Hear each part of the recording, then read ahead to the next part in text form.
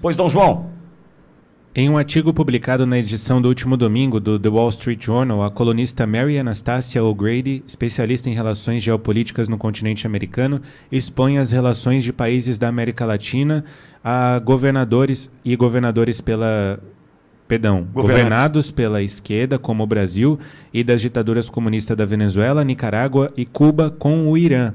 A jornalista lembra que depois de os Estados Unidos terem bombardeado 13 instalações nucleares do Irã, estrangeiros iranianos foram presos em 8 estados norte-americanos, e isso leva a uma pergunta fundamental. Ela escreve no artigo dela, abre aspas, o que Teherã fará com as plataformas de representantes e alianças militares que passou décadas construindo no hemisfério ocidental, agora que foi humilhada pelo poder aéreo dos Estados Unidos? Fecha aspas. O'Grady relembra também que a ação terrorista do Irã na América Latina está documentada. O principal caso é o atentado em um centro comunitário judaico em Buenos Aires pelo Hezbollah, um grupo libanês apoiado pelo Irã que matou 85 pessoas em 94. A mesma rede terrorista foi responsável pelo atentado suicida de 92 contra a Embaixada de Israel em Buenos Aires, que vitimou 29 pessoas. De acordo com a revista Oeste, o promotor que investigava o atentado de 94, foi misteriosamente assassinado em 2015, um dia antes de seu depoimento no Congresso argentino, no qual falaria sobre eventual acobertamento do papel do Irã pelo governo da presidente Cristina Kirchner. Apesar de agora a Argentina, sob Milei, ter declarado o Hezbollah uma organização terrorista e ter retomado as punições aos envolvidos no atentado do passado, O'Grady lembra que a conduta do país destoa de outros países da América Latina. E aí, talvez o ponto mais interessante, Pitoli, ela cita o Brasil, começa lembrando a atuação do governo Lula. Ela escreve, em 2023, o presidente brasileiro Luiz Inácio Lula da Silva permitiu que 2 navios de guerra iranianos atracassem no Rio de Janeiro, sinalizando uma reaproximação entre Brasília e Teherã. Em seguida, ela diz que Irã e Bolívia, sob a liderança do ex-presidente Evo Morales, que ainda detém enorme poder, compartilham uma ideologia anti-ocidental e laços estreitos. Cuba e Nicarágua também são aliadas do Irã.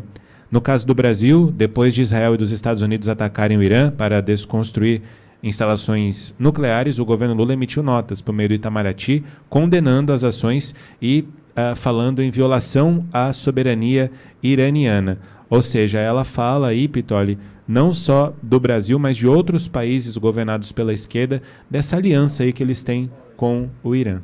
Agora, ela pode falar isso, João? Pode. Porque em 2022, durante o processo eleitoral, nós somos proibidos de dizer que Lula é amigo de Nicolás Maduro e recebeu Maduro aqui na sequência com tapete vermelho.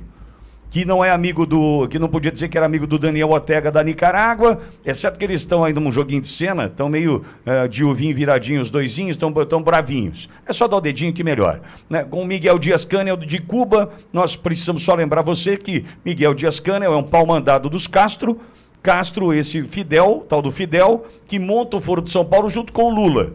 Então, quer dizer, a gente está falando de uma turma, Evo Morales é um lixo, e tentou fazer um jogo de cena junto com o Arce, até a gente falava sobre isso domingo, Bogo, sobre a questão da Bolívia, falávamos sobre Bolívia, e o tal do Arce também em algum momento quis dizer, não ando mais com o Evo Morales, e anda assim. Tanto é que a matéria diz, detém muito poder ainda Evo Morales sobre a questão da Bolívia, o poder na Bolívia. Bolívia a gente sabe do que se trata, né, amigo? Hein? O que produz a Bolívia? Já entendeu? Ou seja, essa jornalista está falando tudo o que a gente não pôde falar ao longo do pleito de 2022, embora a gente soubesse de tudo isso, Borgo. Conhecereis a verdade e a verdade vos libertarás. Por que que eu vejo o lado cheio do copo diante de tudo isso que está acontecendo, Vitória? Há poucos anos, há pouco tempo, a gente não tinha ideia de todo esse esquema, essa podridão. E a primeira forma da gente enfrentar o problema é conhecer o problema.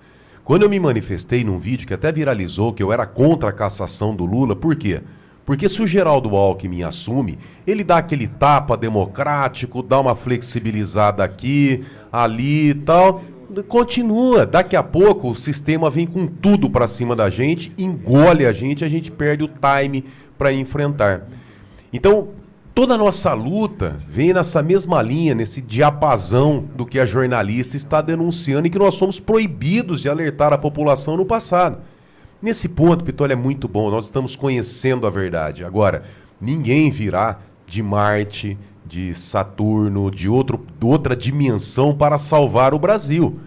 A salvação do país está nas nossas mãos.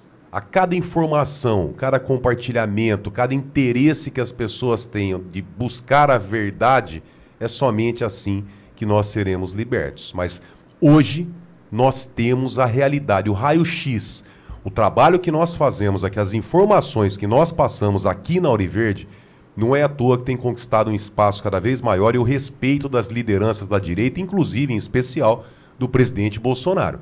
Porque o que nós passamos aqui, nenhum meio de comunicação no Brasil passa as informações. É óbvio, da nossa forma, a gente tem um sistema, a gente estava até conversando no domingo, né, Pitoli?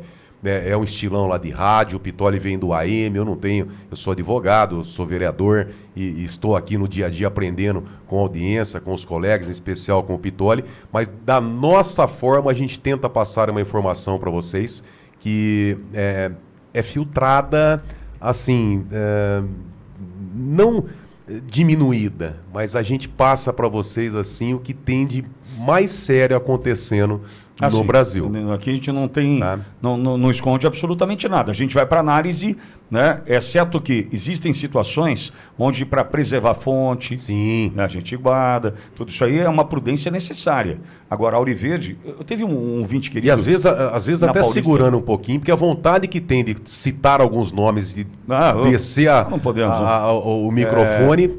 Boa, domingo na Paulista, um ouvinte falou assim: vocês vão até o limite, né? Um pouco mais.